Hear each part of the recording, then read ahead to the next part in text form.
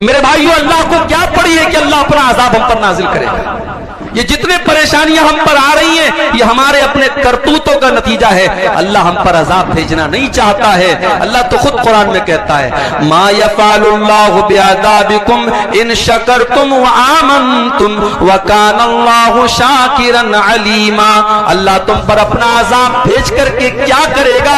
اے میرے بندو، اگر تم اللہ کا شکریہ ادا کرنے والے بن جاؤ، تم اللہ کے اوپر ایمان لانے والے بن جاؤ، تو اللہ تعالیٰ تم پر اپنا عذاب نازل کر کے کیا کرے گا؟ میرے نوجوانوں، یہ اذان کی آواز صرف 70 سال والوں کے لیے نہیں، آپ کے لیے بھی ہے۔ اور میرے رب کی قسم، آپ جب فجر کی نماز میں اٹھ کے جاتے ہیں، شیطان ذلیل ہوتا ہے، شیطان پچھتانے لگتا ہے کہ میں اس نوجوان کو کیسے روک نہیں پایا، اس کو میں فجر کی نماز میں کیسے میں روک نہیں پایا۔ نوجوانوں، اپنے آپ کو نماز کا پابند بنا لو۔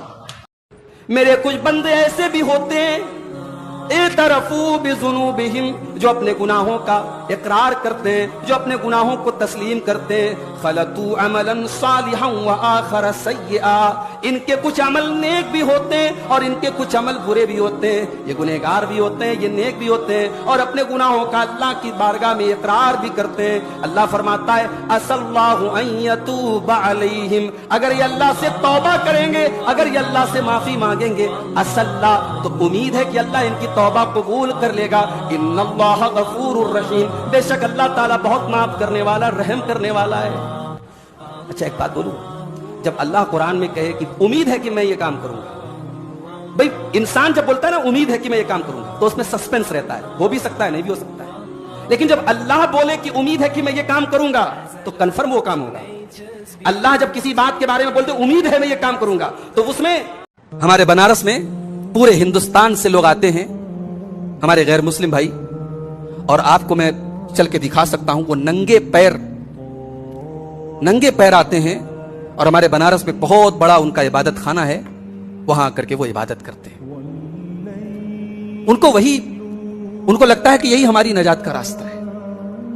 ہمارے بنارس میں ایک ندی ہے، گنگا ندی، اس کو وہ لوگ معبود مانتے ہیں، گائے جیسے جانور کو معبود مانتے ہیں۔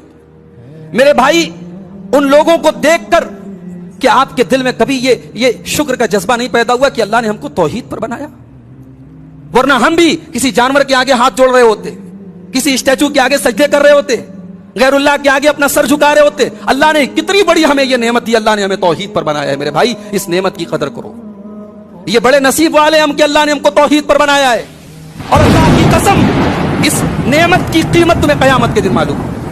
یہاں تک کہ جب آپ پیشاب کرنے جاتے ہیں، لیٹرین کرنے جاتے ہیں، استنجا کیسے کرنا ہے اس کا بھی طریقہ بتایا گیا۔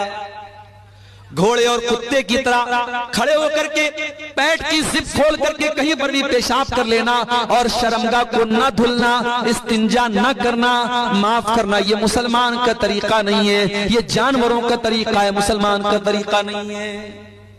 حضرت سلمان فارسی رضی اللہ تعالیٰ عنہ کے پاس ایک مرتبہ یہودی آئے، اور یہودیوں نے آ کر کے مذاق اڑاتے ہوئے کہا کہ اے سلمان فارسی، تمہارے نبی نے تو تمہیں سب کچھ سکھایا ہے، تو یہ بھی سکھایا ہوگا پیشاب کیسے کیا جائے، پاخانہ کیسے کیا جائے؟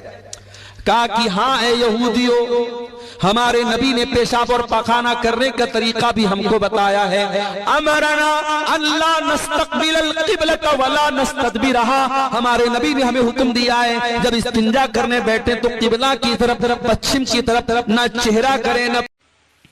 نوجوانوں کے اندر ایک اور برائی ہم دیکھتے ہیں، طاقت کا غلط استعمال۔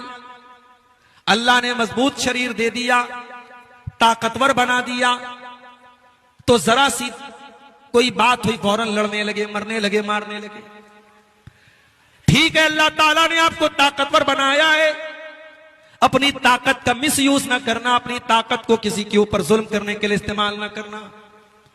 اللہ کے نبی فرماتے ہیں المومن القوی خیر واحب الی اللہ من المومن الضعیف، اللہ تعالیٰ کو طاقتور مومن زیادہ پسند ہے کمزور کے مقابلے میں۔